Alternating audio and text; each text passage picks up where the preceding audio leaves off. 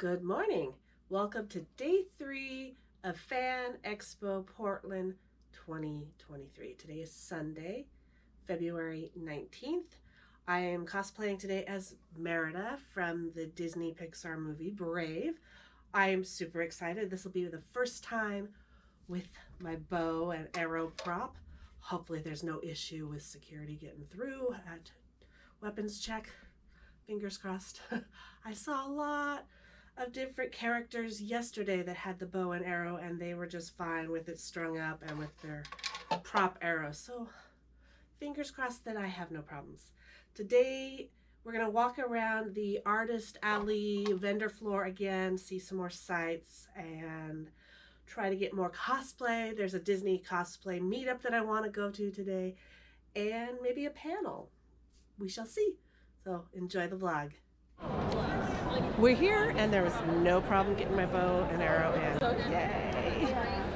So first thing, we're gonna go to Jodie Benson's panel. She was the voice of Ariel in The Little Mermaid. Oh my goodness, I have been such a Disney fan and a Jodie Benson fan my entire life. So this is a real treat for me. And I know it's a treat for you as well. So please know that my goal today is to make sure that you, as many of you as possible, get to ask your questions of Jodie. So I promise I'm not going to hog the microphone for very long, and then I'm going to give you the opportunity to ask questions. So if you want, you don't need to do it now. I'll let you know when you can start lining up at that center microphone, okay? But has everybody had a great Fan Expo Portland? Yes! Well, the time has come to give the biggest cheer and applause to Disney legend Jodie Benson. Yeah!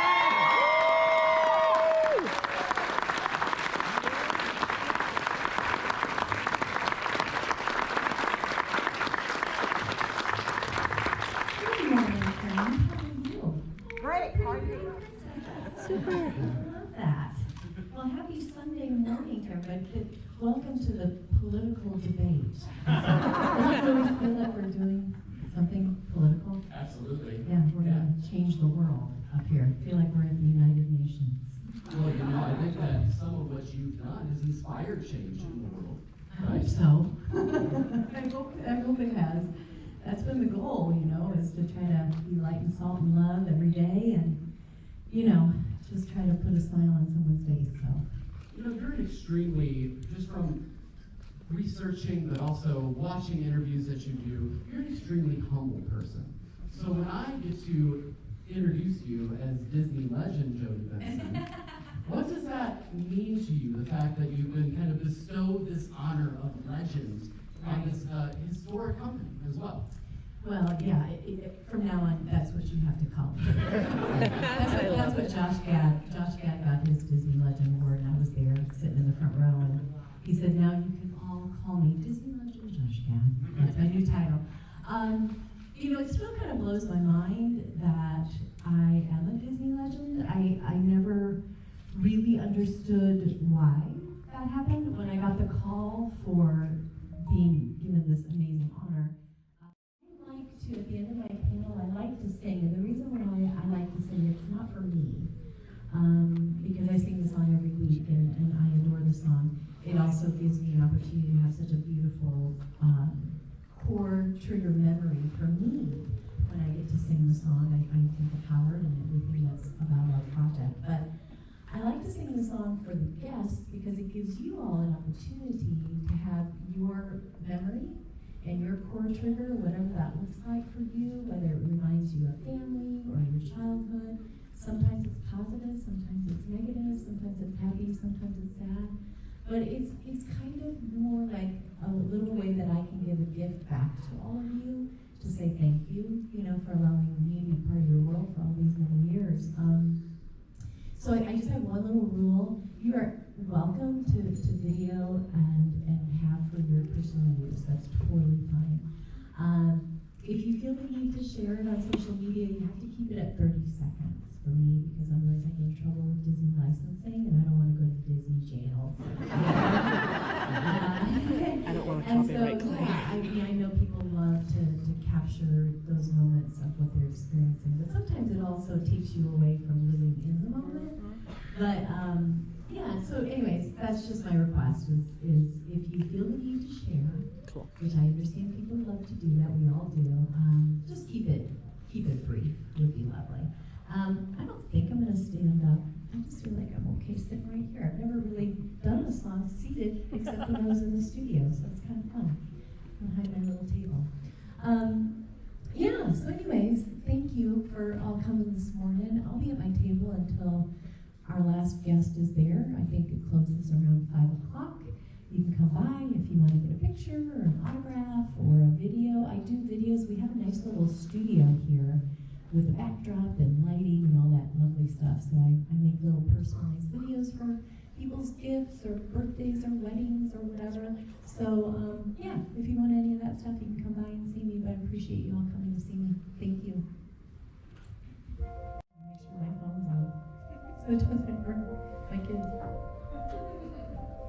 Look at this stuff. Isn't it neat? Wouldn't you think my collection's complete? Wouldn't you think I'm the girl who has everything? Look at this trove, treasures untold. How many wonders can one cavern hold? Looking around here, you think, sure, she's got everything. I got gadgets and gizmos and plenty. I got who's and what's galore. That panel was incredible, and the ending where she sang, it got me emotions. I almost cried. I teared up. Thank God I'm not wearing eyeliner. Now we're on our way to the Disney cosplay meetup.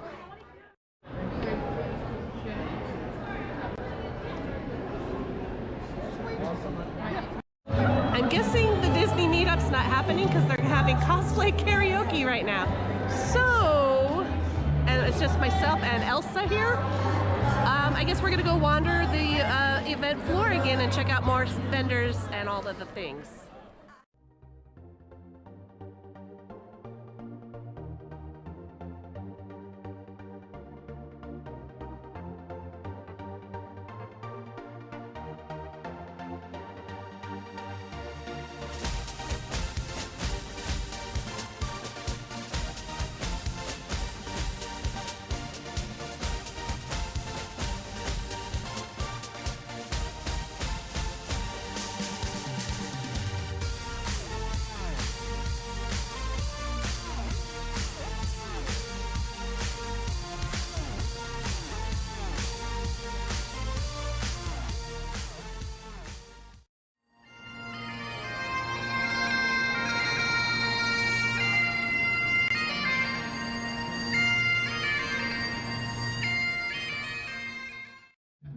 So we're going to go ahead and get started. We are actually down one person, so you'll see some slides with someone in them.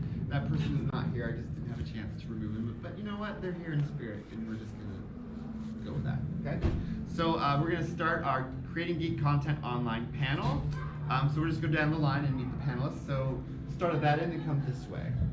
Hi, I'm Dyer Oxley. I'm with Northwest Nerd podcast, and because I'm like to go against the grain, also a magazine now, which is offline. That kind of just doesn't fit this at all, but you can also get it online. I produce online content in my professional work, working for radio. I also do podcasting and things like that. Hi, I'm Jamila, also known as Black Betty Cosplay. So I do online cosplay content, tutorials, and stuff like that, but I also host BIPOC Vamp Day, which is an online event.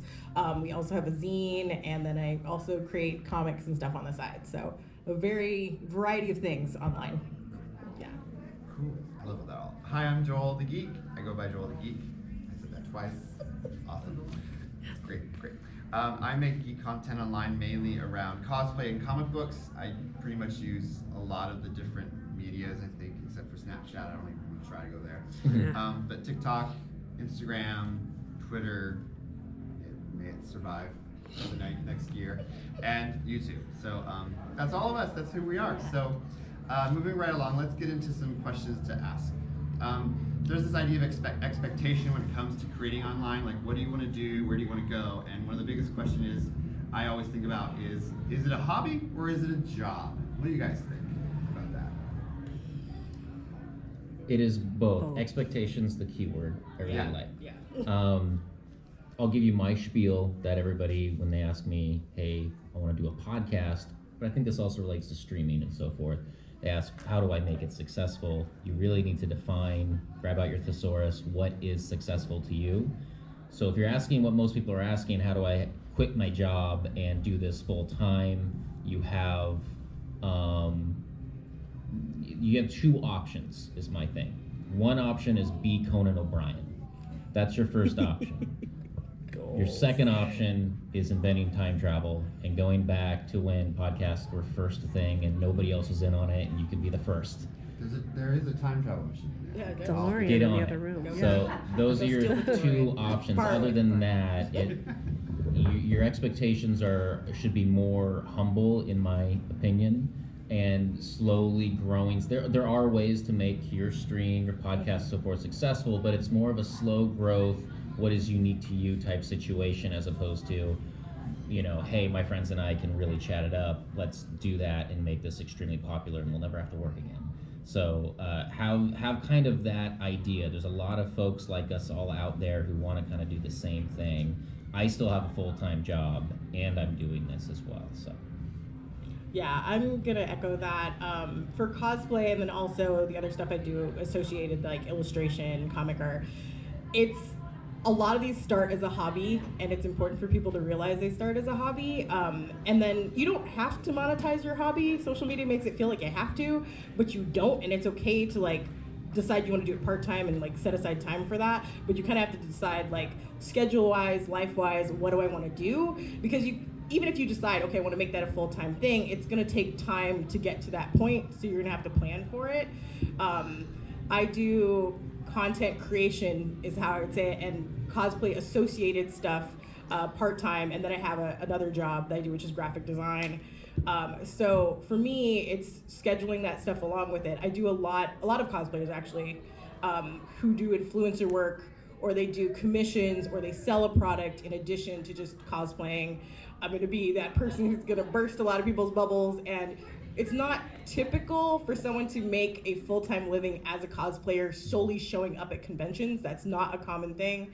It's more likely they either have sponsorship deals, or they do influencer work, or they work with brands, or they have their own brands, or they're a commissioner and they're making their money through either offering their skills as a teacher or by providing content, because I also do like cosplay commissions.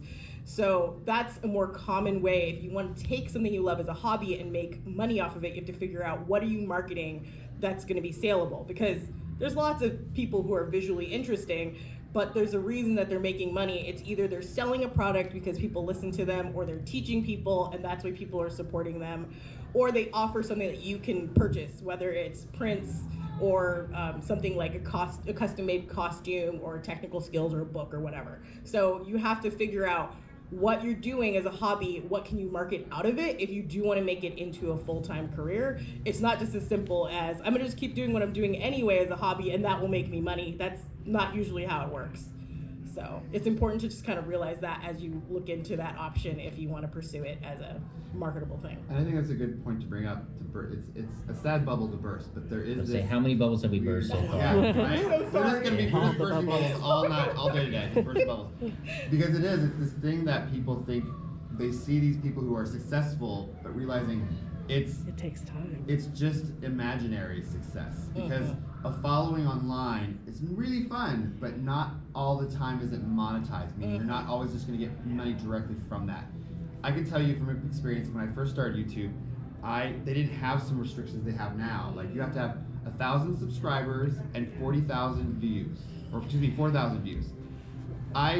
Before that had come, I had one video that went viral, and so I was starting to get a little money. Mm-hmm. And then immediately within 4 months of that going viral, they changed it. I at that time only had maybe 260 subscribers, and so they paid me out because they had to pay out the people who were lower. I got $10. But then, once it went to my PayPal account, that was a little less than $10. Yep. So that's the thing to keep in mind, is this idea of going viral will make you money or make you successful. It's not a good idea, because you have to really work. This has to, if you want it to be a job, that means you have to figure out how to make it a job. And we all probably know people who can help you make it a job if you want to do it. But it's the thing where we all have other jobs we're still doing because we really love what we're creating, but we don't feel comfortable just like, we don't feel we're at a place or want to be at a place where we're like, oh, I'm going to stop doing this job because I can make it this way. Because it isn't. I think Jamelia brought up a good point is a lot of people that are making content online, it's part of one thing that they're doing. So they might be making content online as a way to build up this other business they're doing. And that's helping that business grow. So that's the thing to keep in mind is if you have something that is like marketable online, like I know a few people who sell comic books on streams, either on YouTube or on Instagram, and so they're making their social media a business, and they're selling stuff on there, either as an auction or for sale later, so that they can make money, but they're not getting any money directly from YouTube or Instagram, but they are making money as a part of it. So that's something to keep in mind. And there are those things like Patreon and Ko-Fi and others that can help you in a way. Like I have a Patreon, and sometimes I remind people I have it and that I have some perks there, but it's not like I'm making enough money to like stop what I'm doing during the day, because I also like what I do during the day and I want to keep doing that as well. So it's that idea of if it is a job, is it a hobby job or is it a full-time job, and how can you make it? And that's hard to decide. So we don't want to say we have the end all be all of what is making a job, but you'll figure it out if you do go that route. But it's going to take time. It's not overnight. And sometimes they also kind of overlap. Like if you look at like TikTok, there are a lot of people on TikTok who are voice actors or comedians or whatever, and they do their performances on TikTok, which is kind of like a walking portfolio. And in fact, I know a bunch of people who are drag performers where that was how they started getting gigs. 3 hours later. And like that, I'm back home. I'm already out of my cosplay, had dinner, and I forgot to do my outro. So here we are. I thought I would end the 3-day weekend with a haul of what all I got while I was at Fan Expo Portland this weekend. I didn't buy a whole lot of stuff, but I do have a few things here that I think I'll share with you. So I got a lanyard from Gallery Panda, which was one of the vendors there that was handing out stickers and lanyards and whatnot. Lanyards are always fun to have, especially when you go to conventions all the time. I got that. And then, oh, I don't remember the vendor. It was next to the Keep Portland Weird where the Unipiper was. Whatever that vendor was. I got a couple coupons for the Marvel Universe of Superheroes exhibit that's at OMSI. So we're going to be doing that here soon. We have to use these by March 19th of this year. So that'll be coming soon as a vlog. I got this from the Unipiper's booth, the Keep Portland Weird. It is a recycled Tron, like VHS tape cover that has been turned into a notebook. I love notebooks for journaling, ideas for videos, or craft projects that I'm working on. It's always good to have. And I like that this is small enough to fit in my purse. And it's Tron, which is one of my all-time favorite movies. I love Tron, and Tron Legacy is actually my most favorite movie, but I love Tron. I'm a huge, huge Goofy lover. I actually cosplayed as Goofy on day 2. I found this Funko of Goofy where he's wearing a Halloween costume. I love Halloween, so it's perfect for me. Goofy and Halloween combined. Heck yes. He's wearing a skeleton outfit that glows in the dark. And it came in this nice plastic protection. So I'm not even going to take it out of the box. We are going to leave it just like that. And we'll add it to my Disney shelf somewhere. I may have to shuffle some things around to make room for it. But oh my gosh, how cute is that? So perfect. He's holding a little pumpkin pail, and he's got a glow-in-the-dark skeleton outfit on. Oh my gosh, it's just darling. Too cute. Next, huge Firefly fans in this house. We were actually kind of bummed and disappointed that Nathan Fillion got sick and had to cancel. He was supposed to have been at Fan Expo this weekend, and we had bought the photo ops and all of the things. I was really excited to go to his panel, but unfortunately that didn't happen. Hopefully he's getting better. Wish him well. It sucks to get sick, especially when there's something happening, that you had planned. But anyway, we're huge Firefly fans, so we picked this up. They're a set of 8 coasters that are hand etched. I don't remember the name of the vendor, but it's got the Serenity ship on the front here, and then it says Firefly in the back, and then 8 of the coasters. They're all different. This one is I Am a Leaf on the Wind, Watch How I Soar. Curse Your Sudden but Inevitable Betrayal. You Can't Take the Sky from Me. Someone ever tries to kill you, you try to kill him right back. A man walks down the street in that hat. People know he's not afraid of anything. I swear by my pretty floral bonnet, I will end you. These are all quotes from Firefly and Serenity. Everything's shiny, Captain, not to fret. Also, I can kill you with my brain. It's fantastic. And last but not least, there was this super sweet gal that was dressed as Jane Cobb from Firefly, and her friend was dressed as Kaylee. And the Kaylee outfit was just incredible. It was like a corset, and she had the parasol, and it was just so super cute.